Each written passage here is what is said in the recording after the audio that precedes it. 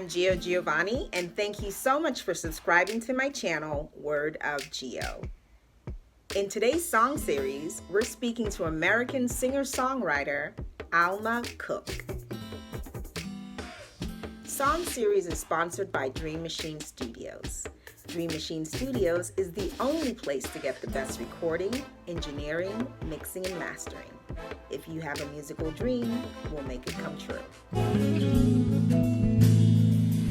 I'm running beat down. Want to help me tackle the tears and tell me something that I want to hear. Something that can conquer the fear, 'cause I'm feeling torn weak now. The odds are too good to ignore, but bad enough to leave me crying on the floor. I can't help but think we've been through all this before.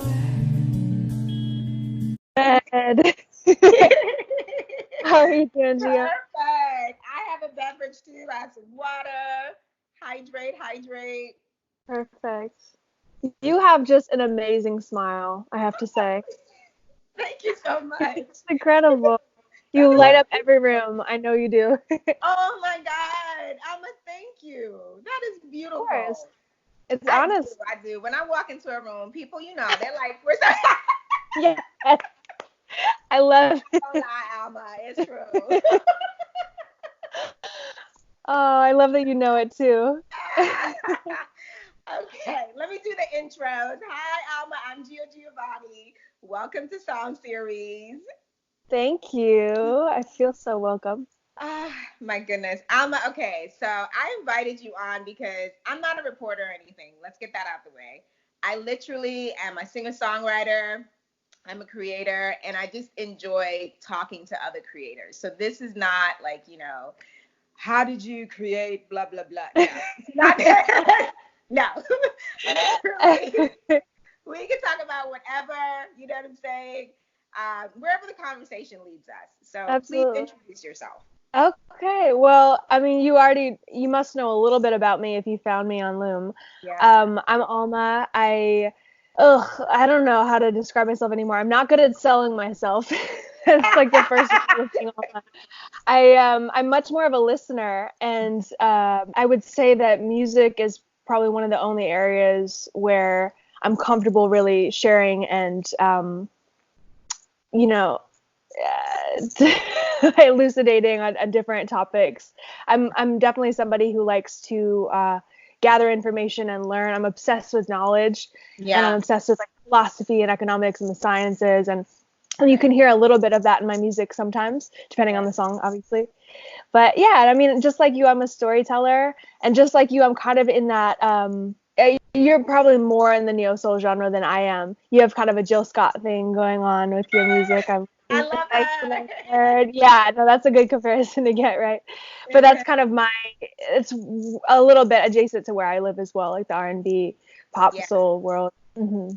Right. Because on your song Queen, which is the one that I was just like, okay, I have to talk to this girl. Who is she? You like it? So I'm so happy that you were like, yeah, sure, of course. But Queen, and I noticed that you have a song called King as well. I do. They're on a little EP together called Courtship. So there's King and Queen, and then an acoustic version of Queen. Okay, very nice. I was wondering about that, if that was a series or if you were doing it with it's like a dual track. Mm-hmm. It's just like a 2-track EP, like an A-side, B-side thing. Okay. What were you trying to say with Queen? How did that come about? So Queen is kind of this, I hate to be a person who lives in the past and is like, oh, great story of my life. Like another dumb situation happened to me, and like the same pattern over and over. But Queen kind of is the story of something that does happen to me fairly frequently, which is that men, when they first get to know me, or even friends, it's not even necessarily men, like they'll be drawn in by the flashier elements. They'll be like, oh, she's an artist. I also own a business in another state, and that's very like interesting, and like, oh, I don't see that every day. Oh, and you're smart, and you like thinking about things from different angles, and that's so cool. And so they'll get very like, I don't want to say obsessed, but a little bit obsessed, like very quickly. And when they realize who I really am, and it's not like I've been hiding who I really am, Yeah. but as time goes on, they see more faces and they're like, oh wait, but she's actually kind of like just a little bit more boring than I thought. I don't know if I'm interested in this anymore. Like, yeah, so it's this there's almost like this disappearing act that I feel like a lot of people think, and I've never intended to do any kind of bait and switch, but I'm very exhausted every time this does happen with somebody, whether it is a friend or a lover, where they think that I'm this really, really amazing person on a pedestal. And I am amazing. I like myself a lot, but I'm amazing in a different way than they think. And it's not the flashy way, and it's not the like performer way that they seem to think that it is. So Queen is kind of a grievance of that. I do not enjoy when people put me on a pedestal because it's a really long fall when you fall on a pedestal. Exactly. You know what I'm saying? So I often, when someone says that they're going to put me on a pedestal, it's a little scary because I'm like, please don't do that. You know what I'm saying? Just let me be me. You don't have to live up to that kind of pressure. And there's certain words that cue you in the fact that you are on a pedestal. Now they're like, oh, you're so fascinating, or you're so intriguing, or like, I've never met anybody like you. And I'm like, red flag, red flag. Dude, I'm just a regular person. Just get to know me. Regular person. Yeah. Yeah. When people do the pedestal thing, it's like, there's only going down from here. Yeah, exactly. Give me room to grow, give me room to climb and build gradually. And I promise you'll like me, just maybe not in the ways that you thought. Right. And it's like, if they're just kind of picking and choosing the little bits and pieces that they like of you and not all encompassing you, then it's like, that's not a person that you want. You know what I'm saying? No, exactly. So that happens to you sometimes too? People are like, oh, I love her smile so much. Girl, completely. You know what I'm saying? Because it's like, okay, so like when I present myself to people, I love fashion. You know what I'm saying? I love fashion. I love clothing and I'm a Leo woman, so I am dramatic, honey. The hair, the makeup, the everything. Even in quarantine. But then, I understand where you're coming from, where they expect like, the glitz and the glam. And I'm like, dude, I just want to go home and read a book or, do a little Netflix or, you know what I'm saying? So it's not this exciting thing that they're expecting, Right. I can't always be on. I'm sorry. I can't always make you laugh or, entertain you. Like, I'm not, here for that. You know what I'm saying? That's so true. Yeah. I can't always be on. That really hits the nail on the head. Exactly. Like, I can't always be on. And I think that's what people expect. So when you're a little bit more, introspective, a little bit more quiet, it's like, whoa, what happened to Geo? Mm-hmm. I'm right. Exactly. Yeah, no, it's still me. Exactly. I'm glad that you can relate to it. Maybe that's part of why you connect with the song. No, completely. Because I feel like people expect more in a sense from artists, that label. It's like, because artists are so intriguing and fascinating and you must be living this amazing life, Like, nope, I get up in the morning and I make my coffee just like you do.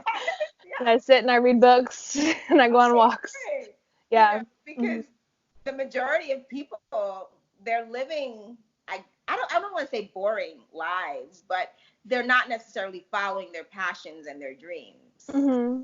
So then when you find someone that is following their passion to be a songwriter, creator, a musician, whatever, first of all, musicians are seen as like, oh my God, that's so exciting. You're probably going on tour somewhere. Right, exactly. When's the next project coming out? Right, exactly. I love that question. All of these, imaginations, these stories in their head. And it's like, that's not the life that I'm living. Yeah, nothing is as perfect or as glamorous as it's seen. There's no such thing as glamour. Honestly, there's not. And so it's funny. I mean, even when I turned on this call, it's been so long since I've done any kind of interview. When I turned on this call and you're like, introduce yourself, I'm like, shoot, like, I'm just the person. I'm just the person, and I love that reality. But it's hard to explain that to people when their hopes are up here and reality is down here. And reality is still very, very special, but it's just not what they expect. So. Oh, completely. Because it's like, Alma, when you say, "Oh, I'm an artist," people expect you to be like this long list of things that you've done. Exactly. I'm, Geo Giovanni, and I'm a, recording artist, and I've done. You got the hair flip in there. Girl, you gotta flip the hair. What are you talking about? I like you, Gio. This is good. Alma, it's true. That's the big stuff. Yeah, 100%. When you don't live up to those expectations, girl, it's like, mm-mm. So I get it. I totally get it. Yeah. But are you writing another album right now? What are you doing? What are you working on? What's ridiculous? Excuse me. Got something in my throat. I promise it's not corona. This call is about to end.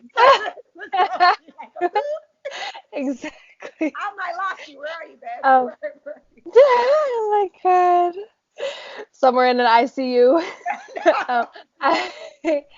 I've been writing this particular album for the longest. I think it's almost been like 6 or 8 years. Oh, I mean, I released Tactics, my first full-length project, in 2014, so that was 6 years ago. But there were several songs I was writing, during that same time and in the couple years following that I was meaning to assemble into a project. But I just never, I never felt the need to rush it, and the timing just wasn't right as far as finances to get the project together. My best friend and my producer was on cruise ships working as a music director for a long time, and then he was on tour with Broadway. He was doing Motown the musical and The Color Purple, and it's like I want him to be chasing his dreams, obviously. But it did limit my ability to, if I wanted to use him for the project, which I did, to get this done in a timely manner. And now, even though he is back and has been back for a year or two, I still I just have a hard time rushing things, to be honest, Gio. So I've got all of these songs, the instrumentals are recorded. The majority of the vocals are recorded. It's just really a matter of going through my takes and getting my background vocals right and tweaking this and tweaking that. And frankly, it's a lot of work behind the computer. So at this point, the writing has long been done, and the writing is what I enjoy the most. And it's very hard to motivate myself to put the final touches on it. But it's definitely in the works. I mean, just last night I was recording backgrounds for like 4 hours. Wow. Around. So it's definitely coming. It's just, it's going at my own pace. How many songs will you have on the album? It sounds intense. Yeah, well, it's not that many. I think well, Queen and King were intended to be on it, but then I decided to break them off and make them their own thing. So it's fewer than it was intended. I think now it's maybe 8, but then there'd be some bonus tracks. Maybe I would do bonus tracks on a physical version. And some people still use CDs, or at least still like having them. And I might do some kind of, exclusive deluxe edition that's only physical at the beginning, and then release that digitally a year later or something to get a little bit more momentum after the fact. I'm not sure yet. I just, I'm going with the flow. Yeah, no, you're going with the flow. Are you the type of creator do you do good with deadlines? If you put a deadline on something, you'll create and finish it by then, or you just kind of need to follow your process? What's your process? Yeah, I would say that I'm a deadline-oriented person. It's challenging when, excuse me, it's challenging when it really is your own thing. And so there's nobody else cracking the whip. It's literally just me deciding that XYZ is the deadline. And then, sometimes things are dependent on other people, and someone else doesn't meet their deadline, and that gives you the excuse to not meet yours. Yeah, completely. So yeah, I mean, while I am deadline oriented, there's nobody who lives or dies by whether I finish this project. I mean, the arts, it's a privilege to be in the arts and to be able to create and to be able to consume. So it's hard to justify sometimes honoring that deadline over the deadline of something else that I'm working on that's more quote unquote real world, whatever that means. Does that make sense? Completely. Of course it does. I mean, if you were just a musician solely, which it sounds like you are not, you know what I'm saying? Because you said you had another business and the whole thing, then I could see you have this project, it's coming out, blah, blah, blah. But like most people, you are a musician and you have a plus. You know what I'm saying? You're a Yeah. musician plus you're something else. You're a musician plus you're doing this other thing. So really, it's just in the time that you're able to work on your project and complete it. Yeah. And especially if you're doing your own project management, I totally understand Yeah, that. project manager. You're such a business person that you would even use that term. Oh, that's what Yeah, you're doing. no, that is what it is. And it's complicated as well by the fact that I really like the other stuff that I do, Gio. I mean, it's not even like I'm a musician first and something else second. You didn't even use that language, but like the idea of plus, like I really hold both my identities pretty um Parallel. equally. Yeah, they're in Yeah. parallel. And I can't imagine just doing music, and I can't imagine just doing my other business. I work in the energy sector, and Okay. I love that. I love the problem solving. I love the opportunity to be part of like the arc of the country's lifeblood, essentially. I mean, not to get too deep into that, but No, I actually want to know because about that because if they yeah, are equally yoked, I want to know what do you do in your other life? yeah. So I it's almost the complete opposite of music in that I work in compliance. So I started a compliance company a few years ago, and I basically help contractors in the energy sector check the right boxes in order to get the work with the big companies that they're trying to work for.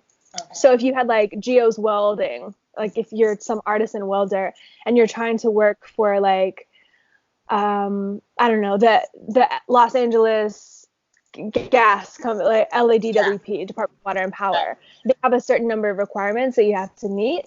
And so Okay. I help you problem solve and troubleshoot and push paper around and get the right trainings and this and that. So it's very logistical, very project management, actually, like you said. And it Right. lights me up. I mean, it's like a puzzle, you know? And music is a puzzle as well. I mean, I honestly, I love both so much.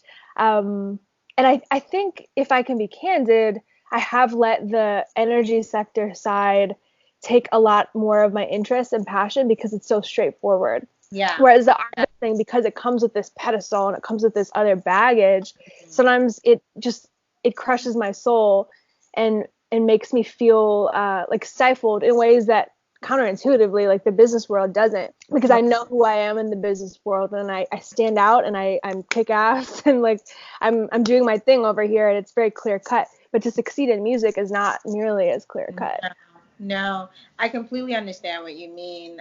In my other world, I'm a manager, you know what I'm saying? And it's very clear cut what I have to do.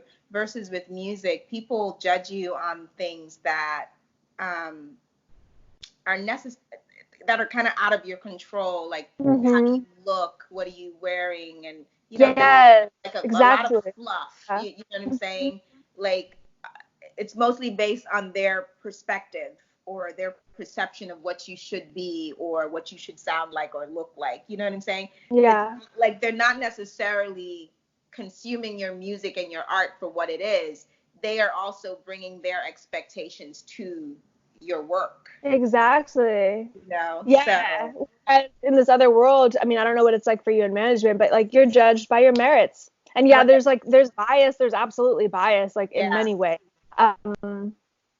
But yeah, I mean, the path to success isn't laden with all of these other things that are, as you said, out of your control. Right. That's so funny because it really is a balance, you know what I'm saying? Because Mhm. it's just like you're wearing these two very different hats. Because when I'm creating and I'm writing, it's like something takes over me during my writing process where it's just this flood of emotion, and I know that I want to tell this very specific story with this song. And I Yeah. and I want to get this emotion across with my voice, with my singing. And I don't feel like I use any of those things over here. No. You know what I'm saying? And yeah, but I'm happy that I don't, because when I'm writing and when I'm creating and even performing, I love performing, you know. I just want to just let go, Yeah. you know. So what is your writing process like? I mean, how what are your rhythms there? When I write, I have a diary. So when I write, I write everything, whether I'm sad, happy, angry, confused, like my diary helps me to process exactly what I'm going through and why I'm going through that. And oftentimes I can use what's happening in my diary in my songs. You know what I'm saying? Just tweaking a little to make it lyrical, to make Yeah. it, yeah, to make it into a song. And that's what I do. So I don't necessarily like get a beat and then create around the beat. I will Mm-hmm. actually draw my lyrics from, like, either something Uh, that happened to me or something that's happened to like my friends, because my friends will call me and just like we're talking now, they know I will listen to them and offer sound advice and that I won't judge them. mm-hmm. So, if something is happening that's also happened to me and I can relate, then it's easy to write around that. Yeah. What you're saying reminds me of this exercise. I was literally just writing this in an email to a young fan, if I can say that, back in Wisconsin. She was emailing. She said something like, Alma, I'm trying to write songs, but my lyrics are just so dumb. Mm, And I gave her this piece of advice. I said, write out what you're feeling just as a normal sentence. Write out everything, and no judgment, no holding back, no crossing things out and revising. And yeah. then, circle the words that you think would sound good in a song, because there are these components of just our everyday speech that are very lyrical, or can be, adapted to be lyrical if you know what you're doing with them. Right. And also, you know, there was this exercise that I did in my vocal class where you were told to just sing everything. You know what I'm saying? Where it was like, so you have this cup of water. So I got a glass of water. You sound like me and my roommates right now. You know what I'm saying? Yes, Let me drink, yes. let me sip this water. Can I tell you how thirsty I am? I feel serenaded right now. You know what I'm saying? Yeah. It's your intention. So it's Mhm. not necessarily that her words or her lyrics are dumb. What is her intention behind those words? Yeah. What are Yeah. you trying to say? Clearly, I'm very thirsty. That's why I You're a thirsty woman. Yes. you know what I'm Yeah. saying? And I And think, water is in the effect. Yeah. yeah, I think the mark of a good songwriter or a great songwriter is really, recognizing that you don't have to try so hard. Yeah. When I hear a younger songwriter, not younger in age necessarily, but just not as mature, not as seasoned, Yeah. um, what I often hear is, oh, they're like including these catchphrases from songs that they've heard before, Right. or they feel like Right. that's what they're supposed to be saying. But Yeah. there's really so much there that's literally just in there. I think of it almost like scratch art. Like with Yeah. scratch art, there's like this rainbow pattern behind this black film, and then you scratch away at the black film, and you reveal what's already there. And it's not Yeah. that you're making that. It's not that you're coloring this in, this red and this orange and this yellow. Right. You're just revealing it. I like that analogy because I feel like you have to write what you know. You know what I'm saying? You cannot, because people can tell if you're faking it. They can tell in the song because the emotion does not come across. Mhm. Yeah. Unless you're like really, really good, like you're a seasoned Mm. singer-songwriter, and you know what I'm saying? Yeah. And you have those people out there. They didn't go through that, but it's like they make you feel, Yeah, they're actors. Mhm. that song. I appreciate singer-songwriters that where I know that there's a story behind it. Like that's why I'm connecting with other writers because I want to know, hey, what made you write Queen? What made you write King? Because this song moved me. And so now I'm reaching out to you to understand your story and what happened there. You know what I'm saying? But it's like if it's all fluff and you're like, I didn't really have a story behind it. Yeah. You know what I'm saying? Yeah, exactly. Yeah, so that's awesome. How long have you been writing? What made you get drawn to music in a sense? Sure. I mean, so I started school a little bit early, And so I was always the youngest in my class, and I think just socially I wasn't all there. Mm. I wasn't an attractive kid. I had a unibrow, and that was not fashionable in the early 2000s. We did not have like Like any kind of Frida affinity for the Kahlo, natural look. Yeah, the Frida Kahlo look. That was not into the 90s. And even curly hair wasn't like natural curly hair it was wasn't. not acceptable. No. No, like you look at magazines and it's all straight, Oh, like super manicured. The idea of like a messy bun that's like bumpy on top was like no, no, no, no, no. We yeah. don't do that. Yeah. Your hair had to be Um, straight. Yeah. yeah, I yeah. totally And so I, between like the weird like cultural expectations visually at that time, of which I was completely out of touch, and my just being socially a little bit behind other people, and unsure of how to interact because I was just younger and I wasn't fully developed. I think I didn't have any friends in middle school, understand. and I I look back with gratitude because I think I was sheltered from really understanding the depth of what that meant and how sad that really was. But I Right. was sad. And, when I would walk to the bus stop by myself every day going home from school, I would start to like, sing little songs and come up with little tunes. And then I would go home and play it on piano only when I was home alone because I didn't want my parents to know that I was songwriting and Yeah. put things to music. So I think I wrote my first song when I was like 11, Ah, and it wasn't good. Like I still have a copy of it actually, because that's when like recording software was starting to be more available, consumer yeah. grade recording software. So I don't even remember what I recorded it on, but it wasn't good. But I even in that first song, I see like the little shadow of what I currently have. I mean, there were some choices I made where if I heard an 11-year-old write that song, I would be like, yeah, that was an interesting choice. I see what you were doing there.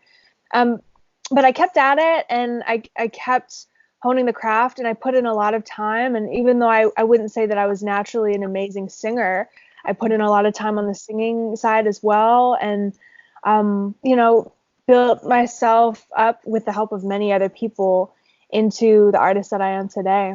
Wow. I love that so, so much because in a sense, you used music to as therapeutic almost, you know what I'm Oh, saying? yeah, Yeah. absolutely. I don't think I could have made it through middle school without it. It was so key. I Hmm. have to say this, kids are assholes. Like I just Oh my want gosh. their They're the assholes. worst. Can I tell you? Let me tell you this. Okay, so little secret. I hope nobody from my middle school sees this. But these kids literally named like they had a name for my unibrow. Of course they did. And the day that I ended up like plucking it and came to school, they were passing notes around the school like because they named it Mr. Fuzzums or whatever. And they literally drew it as a teddy bear, and they had like somebody stabbing the teddy bear because they killed Mr. Fuzzums because she plucked her eyebrows. It was the most like insane thing. And I at the time I don't think I understood the gravity of how horrible that was. If Oh, I heard somebody going through that today, I'd be like, what the hell, man? Like those kids need to like get a talking to. But nobody did, and I didn't really raise a fit about it. Like I was sad, but I didn't understand that that was as brutal as it was. That was some serious bullying. I'm grateful that I yeah. went through it, honestly. But Yeah, damn. I had to develop like this alter ego almost because I had just come from the Caribbean. We immigrated to this country when I was 9. Whoa. Yeah.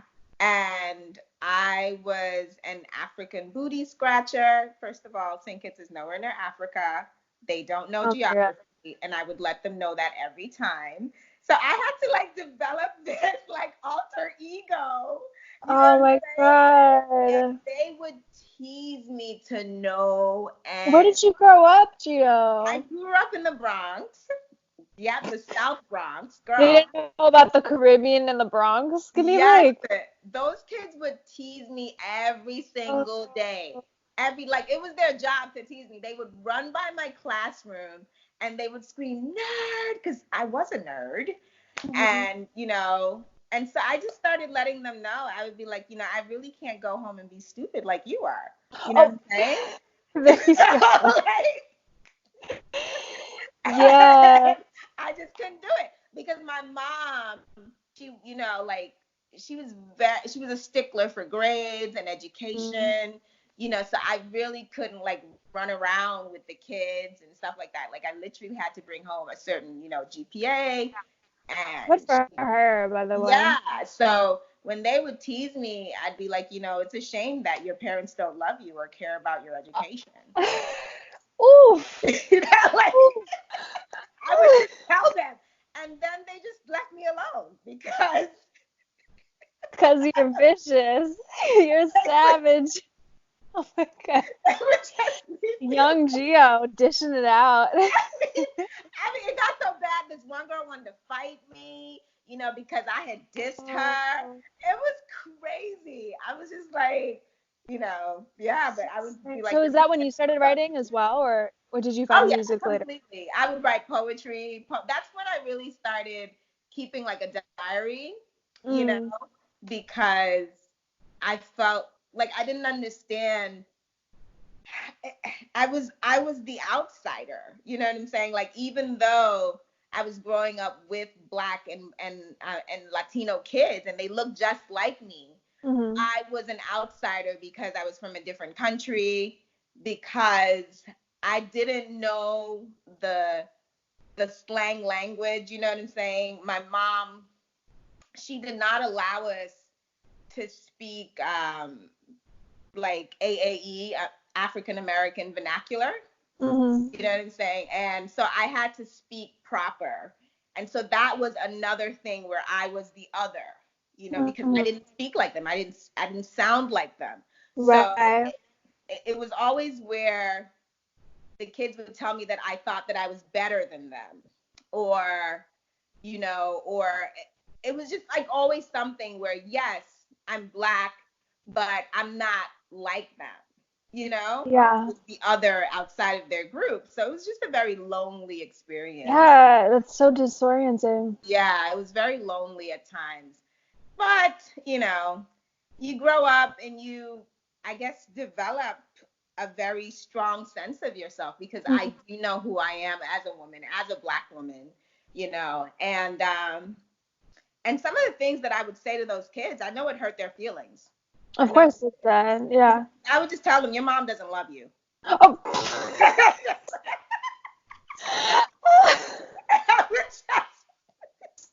That's I was a so horrible ridiculous. child. I really was. I Yeah. was really bad. You know, You were elevated. I would just look at them and be like, look at the way that you're dressed. Like, did you take a shower? Did you eat breakfast? Like, she doesn't love you, clearly. And I would Oh walk my away, god. you know? That's so Because, like, I grew up in a household where it's like, we'd have Sunday dinners. My right. mom would make sure that my jeans and my clothing was clean and pressed. And they just looked like they rolled out of bed. And I'd be like, Oh my your gosh. parents don't care for you. You know what I'm saying? Like, is this why you're bothering me? Because So I'm so horrible. ridiculous. That was horrible. I wish I had been that quick on my feet. I don't think that I had any kind of comebacks Well, from my no, I bull. mean, after a while, it's like, because when I first got into that school system, I was so quiet. And when you're quiet, you're like, they will pick on you and constantly Yeah. pick on you if you don't defend yourself. You know what I'm saying? And so there was this thing called the dozens, where they would talk about your mom. It would be like a joke. Oh, your mom is so fat, she jumped up in the Right, sky. right. You know what I'm saying? Your mom, right? And I was so offended by this. I was like, don't talk about my mother. You know what I'm saying? But that's not how you play the game. Like, you can't get offended. So I would Right. listen. And then I would just come back with some serious your mom jokes that would hurt their feelings. Like, my intent was to break their spirit. It really was. You know? Whoa. Do you have siblings? I do. I do. Okay. I'm a middle child. You're what? I'm the middle child. You're the middle child. But you know what? It's like West Indian culture, right? We're very polite, but very blunt. Mm, You see what I'm saying? yeah. Like, I think we invented shade, because we will say some stuff to you with a straight face and be like, my mom to this day, she'll look at me, I'll have something on, she'll be like, So you plan on wearing that outside or Oh my inside? gosh. I'll be like, Just like subtly breaking your heart with a straight with face. a straight face. The other day we went shopping.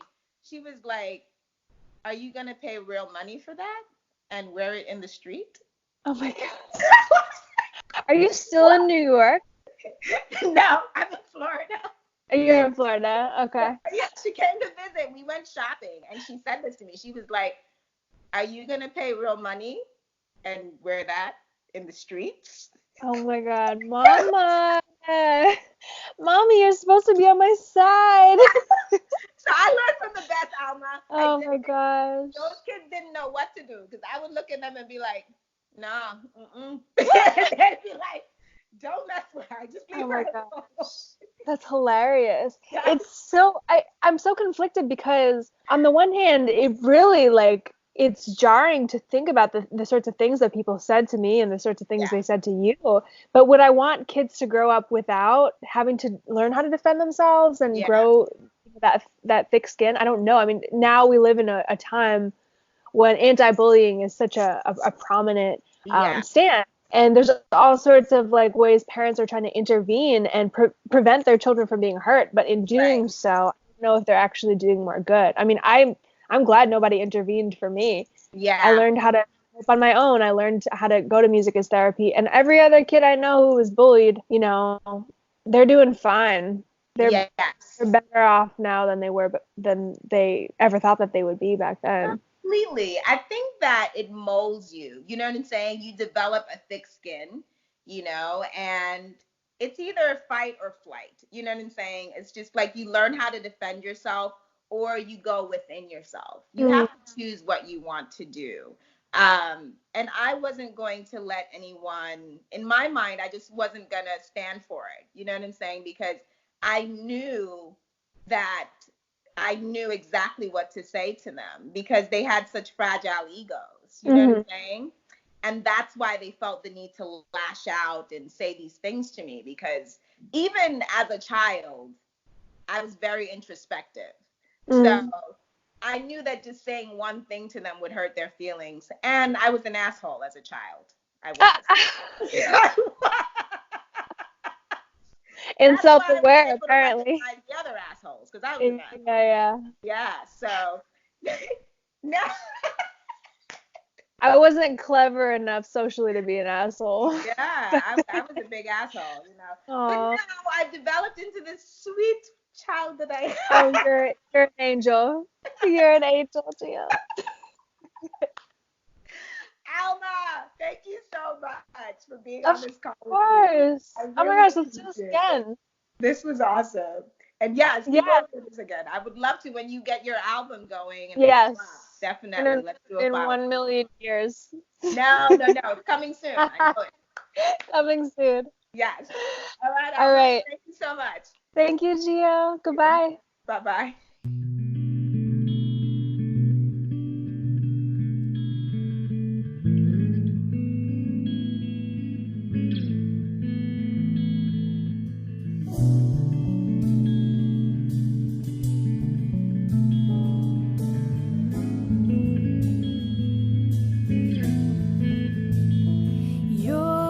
Yours is a poetry of many words unsaid, and I'm afraid that if I let this pain have free rein, I might be in over my head. Sometimes I sit and lay a kiss on my temples and whisper so gentle and ease my mind, taking the risk that my heart wants your promise for some kind of solace it needs to find. I'm worn and beat down. Want to help me tackle the tears and tell me something that I want to hear, something that can conquer the fear, 'cause I'm feeling torn and weak now. The odds are too good to ignore, but bad enough to leave me crying on the floor. I can't help but think we've been through all this before.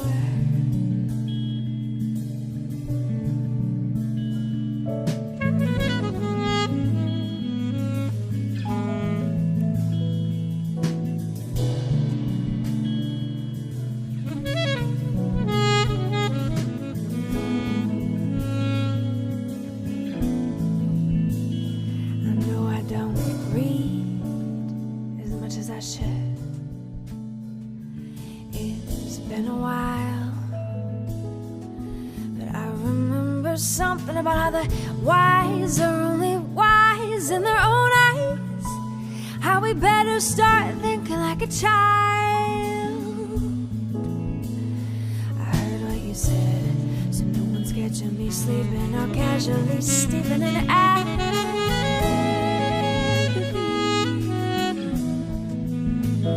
But turning my head, I see credible people out begging it's evil that fails.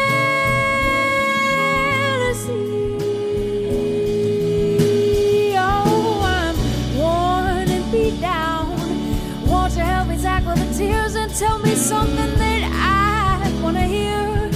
Something that can conquer the fear, 'cause I'm feeling torn and weak now. The odds are too good to ignore, but bad enough to leave me crying on the floor. I can't help but think we've been through all this before.